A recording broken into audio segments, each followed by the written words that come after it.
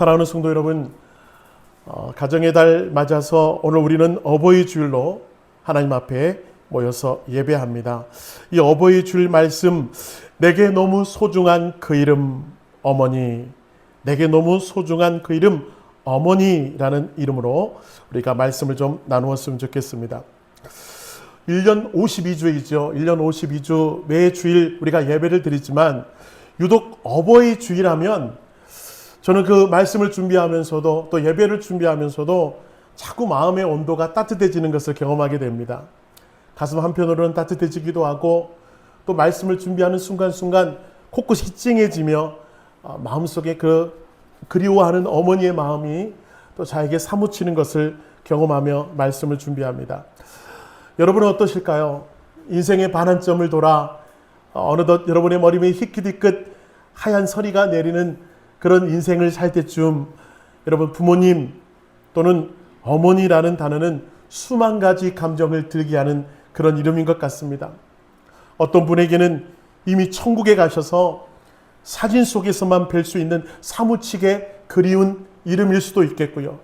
어떤 분에게는 한때 태산처럼 커 보였지만 이제는 병상에 누워 몰라보게 야윈 모습으로 남몰래 눈물을 훔치게 만드는 그런 이름이 바로 어머니일 수 있는 분도 이 자리에 계실지 모르겠습니다. 우리가 이토록 어머니를 가슴 저리게 그리워하는 이유는 무엇일까? 그것은 세상 모두가 나에게 등을 돌려도 끝까지 나를 놓지 않는 그 이름 안에 담긴 절대적인 사랑과 그런 희생이 오늘도 우리에게 임하고 있는 것을 우리가 경험하기에 우리는 결코 그 어머니의 이름을 결코 놓을 수 없는 것입니다. 여러분, 올림픽 수영 역사상 가장 위대한 선수로 꼽히는 사람이 여러분 여기 사진에 보시는 마이클 펠프스라는 사람입니다. 그가 수많은 금메달을 목에 걸고 세계의 영웅으로 우뚝 서기까지 그 이면에는 한 어머니의 처절한 헌신과 기다림이 있었다라는 것을 알 수가 있습니다. 여러분 이 펠프스 어린 시절은요 아주 심각한 주의력 결핍 과잉 행동장애 ADHD 들어보셨죠? 그래서 심하게 앓고 있던 사람이 바로 펠프스였습니다. 잠시도 가만히 있을 수가 없고 자꾸 문제를 일으키던 아들 때문에 늘 학교에 불려가야 했던 어머니 데보라 씨는 선생님으로부터 가혹한 선고를 받습니다. 어머니, 냉정하게 들리시겠지만 이 아이는 절대 단 한 가지 일에도 집중할 수가 없을 것입니다. 평생 정상적인 삶을 살 수가 없을 것입니다. 라고 하는 천천병력과 같은 이야기를 들었어요. 남편과 이혼하고 홀로 세 자녀를 힘겹게 키우던 어머니에게 학교 선생님의 그 말 한마디는 비수가 되어 마음에 꽂히게 됩니다. 세상의 기준으로는 이미 실패한 아이인 것 같고 아무도 기대하지 않는 아이인 것 같은 이 아이를 이 어머니는 결코 포기할 수 없는 거예요. 그래서 어머니는 이 아이를 붙잡고 기도하며 하나님이 이 아이를 보살펴 달라고 지혜를 달라고 기도하는 중에 여러분 이 아이를 유심히 보니까 물속에서만큼은 이 아이가 너무나도 평온하고 너무너무 집중을 잘한다는 것을 경험하게 됩니다. 그래서 어머니는 이 날마다 매일 새벽마다 지쳐있는 아이를 깨워 수영장으로 데려갔습니다. 남들이 자꾸 손가락질 할 때면 이 어머니는 누구보다도 큰 소리로 아이를 응원하며 아이를 격려합니다. 그리고 아이가 자꾸 마음이 무너지려고 할 때마다 아이를 안아주며 이렇게 말했다고 해요. 다시 설 수 있다. 다시 할 수 있다. 날마다 이 아이를 격려하고 응원했다라고 하는 거예요. 그 끝없는 인내가, 그 끝없는 믿음의 시간이 겹겹이 쌓여서 산만하고 구제불능이었던 이 아이를 세계 수영의 역사를 새롭게 쓰는 놀라운 영웅으로 키워냈던 것을 우리는 알 수가 있어요.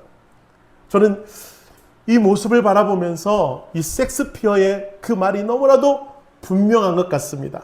여자는 약하나 어머니는 강하다. 예. 성도 여러분, 여기서 말하는 어머니의 강함은 무엇입니까? 힘이 세서 그런 거예요? 아니죠.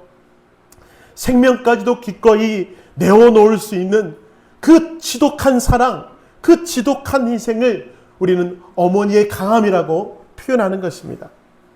그래서 인간이 제일 먼저 여러분 하게 되는 말이 뭐죠? 엄마이죠, 엄마. 저도 제가 딸아이를 가졌을 때 딸이 다 태어나서 얼마 되지 않아 자꾸 엄마 그런데 너무너무 배가 아픈 거예요. 아빠를 불렀으면 좋겠는데 아빠는 부르지 않고 자꾸 엄마를 부르는데 그 모습을 보면서 나도 그랬겠구나. 나도 태어나서 얼마 안 돼서 엄마를 먼저 찾았겠구나. 그런 마음이 드는 거예요. 인간이 태어날부터 죽을 때까지 가장 많이 부르고 또 언제나 부르고 싶은 이름 엄마입니다. 아이들이 밖에 나가서 문을 팍 열고 들어와서 아빠를 찾지 않죠. 누구를 먼저 찾죠? 엄마! 그러면서 엄마를 찾습니다. 그리고 넘어져서 돌부리에 넘어져서 무릎이 깨졌을 때 울면서 부르는 이름도 뭐죠? 엄마 하고 울어요. 그리고 좋은 일, 잘한 일이 있으면 가장 먼저 칭찬받고 싶은 이름 엄마이고요. 세상에서 실패하고 맛보고 지칠 때면 가장 먼저 떠오르는 이름도 엄마입니다.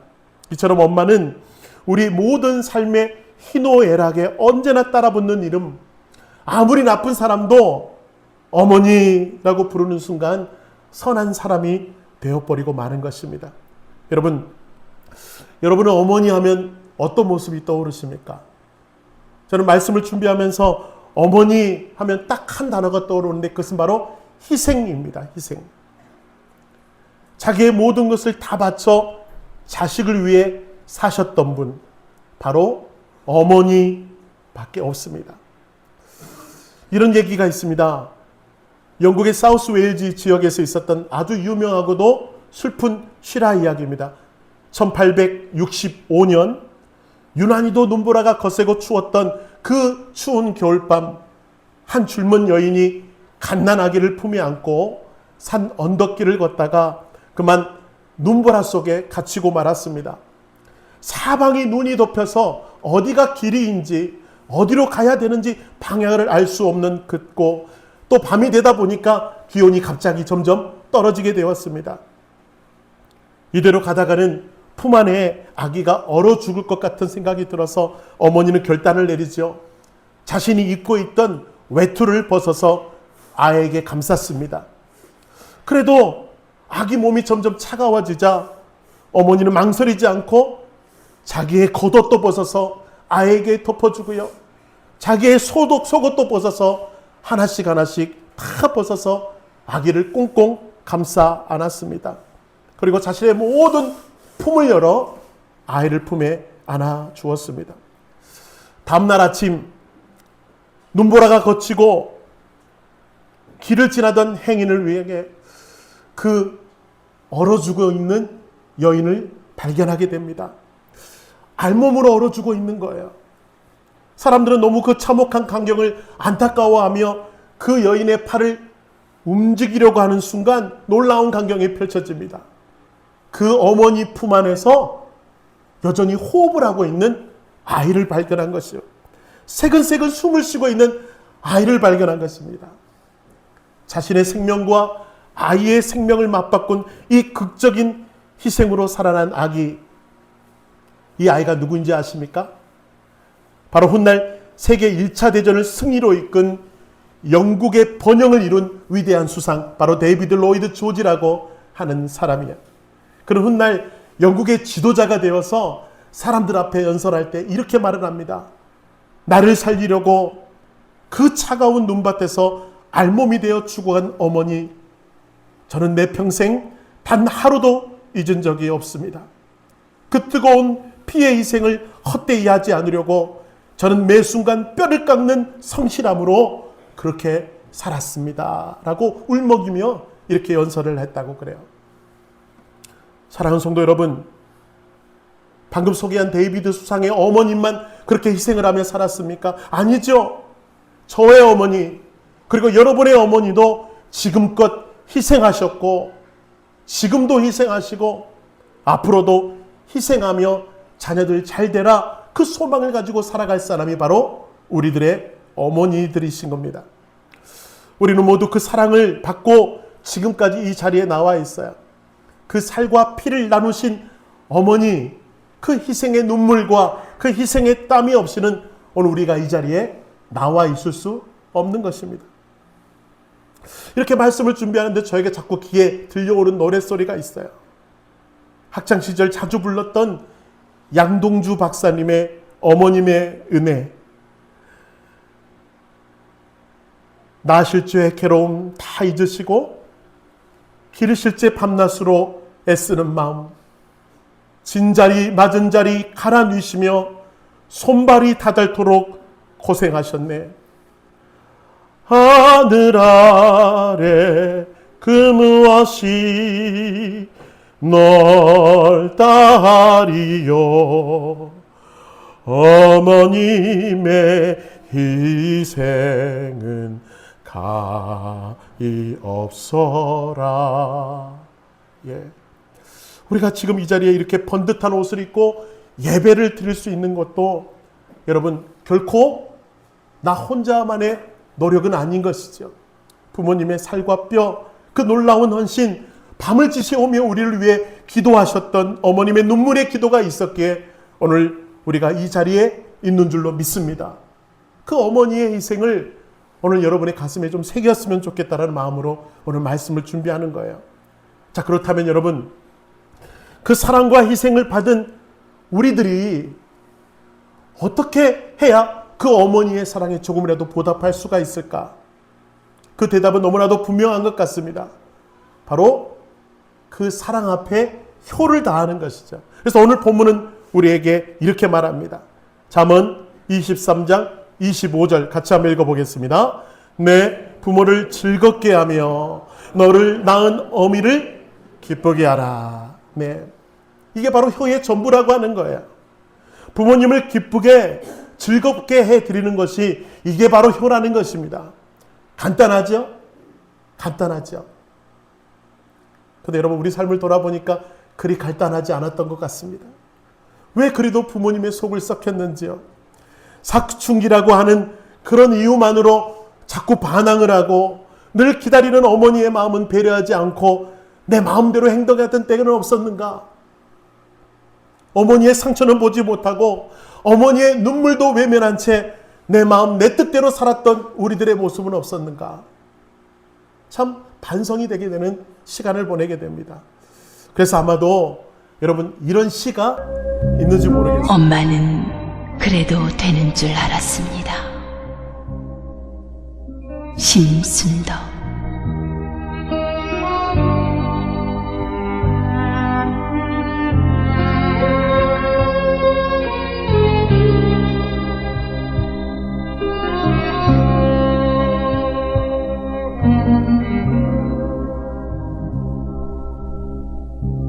엄마는 그래도 되는 줄 알았습니다.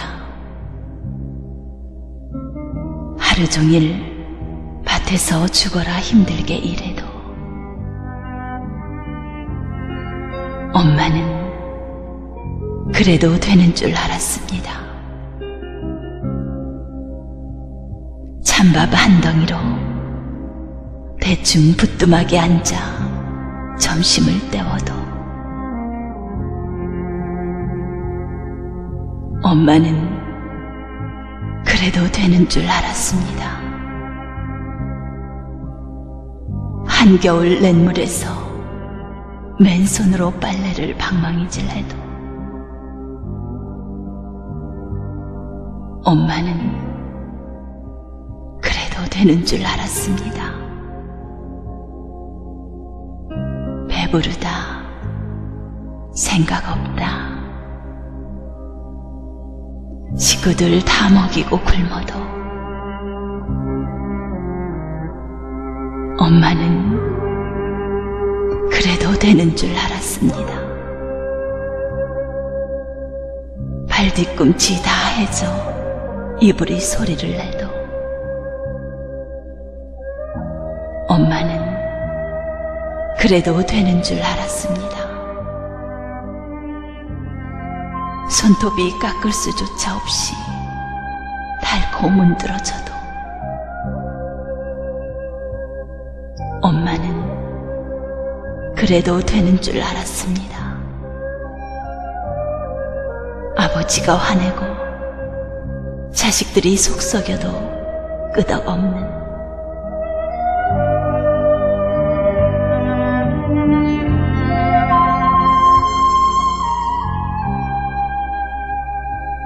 엄마는 그래도 되는 줄 알았습니다. 외할머니 보고 싶다. 외할머니 보고 싶다.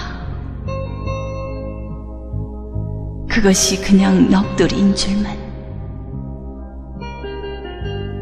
한밤중에 자다 깨어 방구석에서 한없이 소리 죽여 울던 엄마를 보느론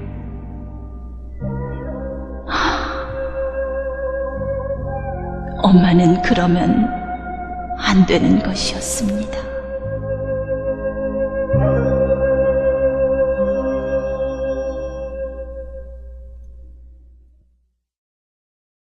사무리는 영산처럼 왜 그리도 어머니에게 무심하게 대했을까요? 그런데도 놀라운 것은 그럼에도 어머니는 한결같았다라고 하는 거예요. 어머니의 사랑은 대가를 원하지 않았습니다.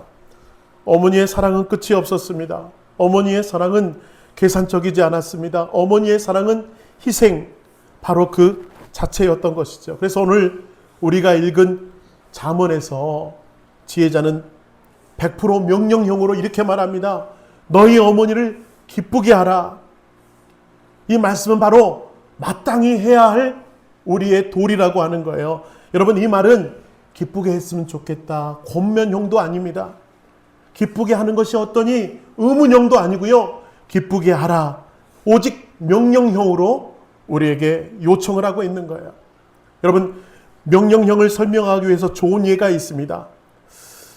출애굽기 20장에 보면 하나님과 우리와의 관계를 규정하고 있는 10계명, 특별히 여보시오 1계명부터 4계명까지는 보이지 않는 하나님과 우리와의 관계를 설명하고 있습니다.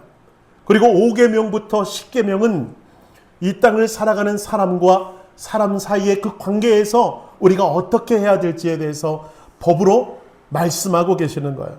자, 그런데 이 인간과 인간의 관계 속에서 가장 먼저 등장하며 가장 중요하게 10계명이 말하고 있는 계명은 뭐죠?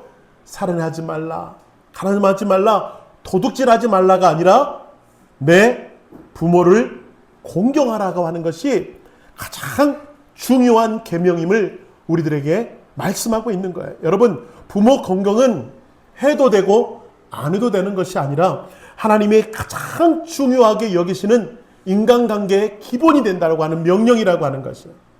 그러므로 사랑하는 성도 여러분, 눈에 보이는 부모님의 마음도 기쁘시게 하지 못하는 사람이 아니 어떻게 보이지 않는 하나님을 기쁘시게 할 수 있단 말입니까? 눈에 보이는 부모님의 마음도 헤아리지 못하는 사람이 아니 어떻게 보이지 않는 하나님의 마음을 알 수가 있다냐 말이에요. 그러므로 눈에 보이는 어머니, 그 어머니는 바로 하나님의 대리자인 것을 여러분 기억하셔서 늘 어머니께 또 늘 아버지께 진심으로 사랑하며 그 마음을 기억하시는 여러분의 삶이 되기를 주님의 이름으로 축원합니다. 여러분, 창조주 없는 사람은 존재하지 않는 것처럼 어머니 없는 사람은 아무도 존재하지 않습니다. 가축이나 동물들은 태어나면서 금방 두 발로 일어서고 걷기도 하고 뛰기도 하죠. 물고기는 알에서 나오면 금방 헤엄칠 수 있습니다. 그러나 우리 인간만큼은 10달 동안 꼬박 어머니 뱃속에 있어야 되고요. 이 땅에 나와도 앞을 보지 못합니다. 자리에 앉지도 못합니다. 혼자서는 먹지도 못합니다. 끊임없이 어머니의 보살핌으로 자랄 수밖에 없는 우리들, 하나님은 우리를 보호하라고 하나님의 천사를 보내주셨으니 바로 그분이 어머니라고 하는 거예요. 여러분, 혹시 이 고사성어 아십니까? 중국의 한시에 나온 고사성어인데 부욕, 정의, 풍부지, 자욕, 양이, 침부대라고 하는 뜻. 나무는 고요히 머물고자 하나 바람이 불어 그치지 않고, 자식은 뒤늦게 부모를 봉양하고자 하나 부모는 기다려주지 않는다라는 뜻이래요. 여러분, 다 때가 있는 것 같습니다. 우리의 삶을 정확히 꿰뚫고 있는 이 고사성어 앞에서 여러분, 우리는 너무 늦게 깨닫는 것 같아요. 우리는 너무 늦게 후회하는 것 같습니다. 이제 좀 철이 들고 내 지갑이 좀 두둑해져서 어머니에게 용돈을 드릴 여유가 생길 때, 여러분 이제 좀 효도 좀 해봐야지, 그런 마음이 들 때 어머니가 기다려주냐고요? 아버지가 기다려주나요? 네. 부모님은 너무 늙어버려서 귀가 어두워져서 내가 사랑한다고 하는 그 고백도 듣지 못하시고, 치매가 와서 그렇게 끔찍이 사랑하는 나를 알아보지 못할 때가 올 수 있다라고 하는 거예요. 그리고 더 가슴 아픈 것은 무엇입니까? 내가 이제 좀 할만한데, 내가 이제 좀 효도를 하고 싶은데 부모님이 이미 세상을 떠나 계시지 않는다면 우리는 통곡할 수밖에 없는 거예요. 사랑하는 여러분, 바로 지금입니다. 지금 이 시간은 다시는 우리에게 돌아오지 않을 시간이니, 지금 당장 내 마음을 다해서 효를 행함으로 부모님의 그 사랑에 조금이나마 보답하시는 여러분 되시기를 주님의 이름으로 축원합니다. 자, 그렇다면 여러분, 그렇게 효를 다하는 자, 부모님의 수고를 깨닫고 부모님에게 사랑을 베푸는 자에게 성경은 뭐라고 축복하시는가? 효자에게 임하는 축복이 있대요. 그게 뭐냐면 에베소서 6장 2절과 3절입니다. 우리 같이 한번 읽어보겠습니다. 내 아버지와 어머니를 공경하라. 이것은 약속 있는 첫 계명이니 이로써 내가 잘되고 땅에서 장수하리라. 예, 당연히 해야 될 효이지만 성경은 그 효가 너무너무 중요하고 귀하기 때문에 굳이 성경은 이렇게 기록하고 있어요. 효가 중요하다. 당연히 해야 한다. 그래서 효를 행하는 자에게 내가 이처럼 축복하겠다라고 하는 그 축복이 저 밑에 나와 있네요. 이로써 내가 잘되고 땅에서 장수하리라. 두 가지 축복을 주셨어요. 그 첫 번째 축복은 무엇입니까? 효도하는 자에게 임하는 축복, 잘되는 축복, 형통의 축복이라고 하는 거예요. 여러분, 부모를 공경한다는 것은 단순히 도덕적인 의무를 다한다는 것을 넘어 내 삶의 영적 질서를 세우는 일이 바로 효도입니다. 여러분 보세요. 인간관계에서 가장 기초가 되는 부모와의 관계를 막힘없이 흘려보낼 줄 아는 사람이 세상에서도 그런 삶을 살 수 있다라고 하는 거예요. 여러분, 부모님과 화평하지 못한 사람이 아니 어떻게 세상에서 세상 사람들과 화평하겠냐고 하는 거예요. 반대로 부모님과 화평한 사람이 세상에서도 화평을 이루며 나갈 수 있다. 이게 바로 형통 아니겠습니까, 여러분? 형통하는 자는 자신만 받는 복이 아니라 내가 받는 복이 자녀에게도 흘러갑니다. 가족에게도 흘러갑니다. 세계에도 열방으로 흘러가는 것이 복의 능력이라고 하는 거예요. 그러므로 여러분, 효도를 다하셔서 형통의 은혜를 맛보는 여러분 되시길 축원합니다. 옆 사람에게 축복합시다. 형통하십시오. 형통하도록 효도를 다하십시오. 그 말은 차마 못하시네요. 그렇습니다. 자, 두 번째 축복이 있대요. 여러분, 어떤 축복입니까? 장수의 축복이죠. 장수의 축복. 예. 장수의 축복은 단순히 오래 사는 것을 의미하는 것이 아닙니다. 여러분, 지금도 병원에 가시면 호흡기를 꽂고 그 호흡기에 의지해서 마지못해서 호흡을 하며 근근히 살아가시는 분도 계세요. 여러분, 그게 장수인가요? 아닙니다. 장수의 진짜 의미는 여러분, 하나님이 주시는 강건의 축복을 누리고 나에게 맡기신 인생을 의미 있게 또 뜻있게 능력 있게 살아가는 것이 진짜 장수의 축복이라고 하는 거예요. 그런 의미에서 성경은 말합니다. 부모를 깊이 사랑하고 공감하는 마음을 갖고 있는 사람에게는 그 마음속에 미움이 없어요. 분노가 없어요. 사랑만 가득해. 왜요? 부모를 사랑하는 사람은 그 마음에 사랑이 충만할 수밖에 없어요. 그러니까 여러분, 우리 마음에 사랑이 충만하니 미움이 없으니 건강이, 외적인 건강도 그냥 우리에게 오는 것입니다. 마음이 평온하면 건강해질 수밖에 없어요. 그러므로 여러분, 사랑하는 여러분, 여러분이 장수의 축복을 받기 원합니다. 장수의 축복을 누리기 원합니다. 그렇게 되기 위해서는 부모님과 화평을 누리고 또 우리 성도 간의 화평을 누리며 여러분 마음속에 늘 평안이 있어서 하나님이 주시는 강건의 축복을 늘 누리는 그런 웰빙의 삶, 그런 은혜를 누리시기를 축복합니다. 자, 그러면서 여러분 이런 축복까지 주시는 하나님의 뜻이 있어요. 왜 이 축복까지 주냐고요? 효도하라고 제발. 이게 하나님의 뜻이라고요. 하나님의 마음이라고 하는 거예요. 자, 이런 축복을 넘어서 우리가 효도해야 될 마지막 이유가 있다면 그게 무엇일까? 여러분, 바로 내 자녀들이 내 뒷모습을 보고 배우기 때문에 그렇습니다. 부모를 홀대하면서 내 자식이 나에게 효도하길 바란다? 꿈도 꾸지 마세요. 여러분, 효도는요, 글로 배우는 게 아니라 부모님의 뒷모습을 통해 배우는 것입니다. 내가 효도를 다할 때 그 모습을 보고 자녀들이 나에게 효도하는 거예요. 고스란히 대물림되는 것입니다. 그러므로 효도는 심는 대로 거두는 가장 확실한 영적 원리라고 하는 거예요. 옆 사람 봐보세요. 한번 째려보세요. 우리 집사람이 그렇게 하지 말라고 그랬는데 째려보세요. 정말 효도를 잘하는 것 같습니까? 아닌 것 같습니까? 한번 바라보세요. 차마 말을 못하겠지요. 근데 저는 오늘 양준영왕 성도들 중에 특별히 이 어버이 주일을 맞아서 이 성전에 찾아오는 가족들이 있는 걸 보니까 우리 교회는 효가 흘러가는 교회구나라는 것을 경험하게 돼요. 얼마나 이럴 때 좀 아멘 좀 하시면 무슨 배가 아파서 그렇게 아멘도 안 하시는지. 우리 교회는 효가 흘러가는 교회인 줄로 믿습니다. 당신의 효가 자녀들에게도 흘러가고 또 그 자녀에게도 온전하게 흘러가는 아름다운 명문 가정, 우리 교회 성도들이 다 그런 가정인 줄로 믿어요. 여러분, 그래서 하나님이 주시는 축복과 하나님의 은혜를 다 경험하시는 효의 가정, 여러분의 가정이 되시기를 주님의 이름으로 축원합니다. 말씀을 좀 맺겠습니다. 우리 찬양팀 나오시고요. 성도 여러분, 하나님이 주시는 이 엄청난 약속의 말씀 앞에 우리는 어쩜 그렇게 부끄럽고 고개가 자꾸 떨궈지는지, 나 살기 바쁘다는 핑계로 내 자식 입에 만난 것 들어가기만 챙기느라 정작 늙어가시는 부모님의 외로움은 모른 척한 적은 없었는지, 여러분, 사랑할 시간, 효도할 시간이 우리에게 영원히 주어지지 않습니다. 어느 날 갑자기 부모님은 우리 곁을 떠나시고 어느 날 갑자기 부모님이 안 계실 때가 온다라고 하는 것.